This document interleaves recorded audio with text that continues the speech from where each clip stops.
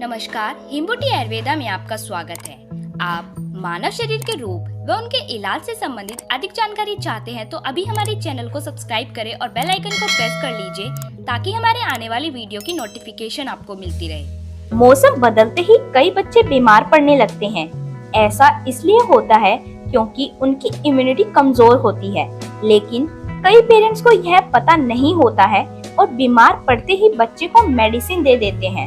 Parents को चाहिए कि वे यह पहचाने कि कहीं उनके बच्चे की इम्यूनिटी कमजोर तो नहीं है। ऐसा वे कैसे कर सकते हैं? इसके लिए पेरेंट्स को लक्षणों और संकेतों को पहचानना होगा जो बच्चों की कमजोर इम्यूनिटी की ओर इशारा करते हैं। इसमें हम आपको विशेषज्ञ की मदद से उन्हीं लक्षणों और संकेतों को जानने में मदद करेंगे।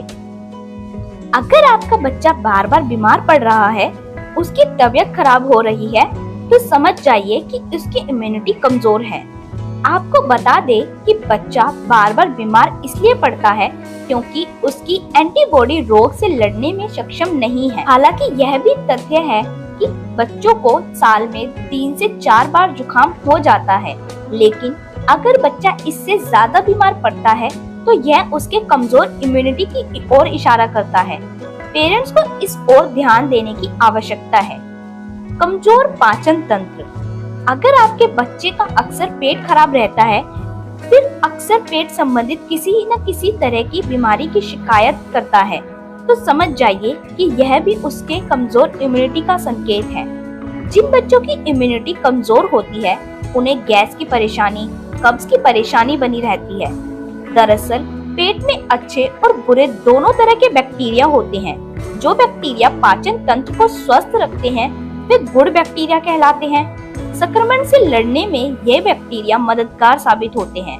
वहीं अगर बच्चा आसानी से किसी भी तरह संक्रमण की चपेट में आ जाए, तो स्पष्ट हो जाता है कि उसकी प्रतिरक्षा प्रणाली कमजोर है। बार बार संक्रमण होना।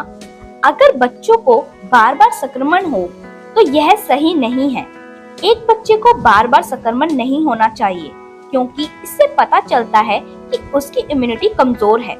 कमजोर इम्यूनिटी के कारण बच्चे को कान में इन्फेक्शन, अस्थमा, निमोनिया, साइनसाइटिस जैसी गंभीर बीमारियां हो सकती है। इसके अलावा पेरेंट्स को यह भी समझना होगा कि अगर बच्चे की एंटीबॉडी मजबूत नहीं होगी, तो इससे इन्फेक्शन से बचाना मुश्किल हो जाएगा। एंटीबॉडी को मजबूत बनाने के लिए जरूरी है कि वे बच्चे की इम्यूनिटी को बूस्ट करने पर काम करें। अक्सर थकान महसूस करना। अगर बच्चा कुछ देर खेलकर, सीढ़ियां चढ़कर, थोड़ा सा दौड़ने पर थक जाता है, तो पेरेंट्स को समझने में देरी नहीं लगनी चाहिए कि बच्चे को इम्यून कमजोर है। इस तरह के बच्चे अपना ज्यादातर समय बैठे बैठे गुजार देते हैं। इस तरह के बच्चे की फिजिकल एक्टिविटी भी काफी कम होती है। पेरेंट्स को चाहिए कि वे अपने बच्चों को एक्टिव रखें। इसके लिए उन्हें एनर्जेटिक बनाए रखना चाहिए। बच्चों को ऊर्जावान बनाए रखने के लिए उनकी डाइट में हेल्दी फ्रूट्स और सब्जियां शामिल करें। उनकी चोट ठीक होने में समय लगता है। जिन बच्चों की इम्यूनिटी कमजोर होती है, उन्हें अगर चोट लग जाए तो उसे ठीक होने में समय लगता है। विशेषज्ञ कहते हैं कि अगर बच्चे की चोट ठीक होने पर औसत से ज्यादा समय लगता है, तो इसके पीछे उसकी कमजोर इम्यूनिटी का जिम्मेदार होती है। इसके साथ आपको बता दे कि अगर बच्चे का कोई घाव ठीक होने में लंबा समय ले, तो यह सही नहीं है। कोई भी घाव संक्रमण में बदल सकता है, जो सही नहीं है। कुल मिलाकर कहने की बात ये है कि पेरेंट्स को चाहिए कि वे अपने बच्चे की इम्यूनिटी को बूस्ट करने की ओर ध्यान दें, ताकि वे स्वस्थ जीवन जी सके। दोस्तों, आप हमारे चैनल को देखते रहें, लाइक करें, सब्सक्राइब करें और अपने दोस्तों के साथ शेयर करें, जिससे ज्यादा से ज्यादा लोग स्वास्थ्य लाभ प्राप्त कर सके। हम समय समय पर आपको अनेक औषधियों के बारे में, बीमारियों के बारे में जानकारी देते रहेंगे। धन्यवाद।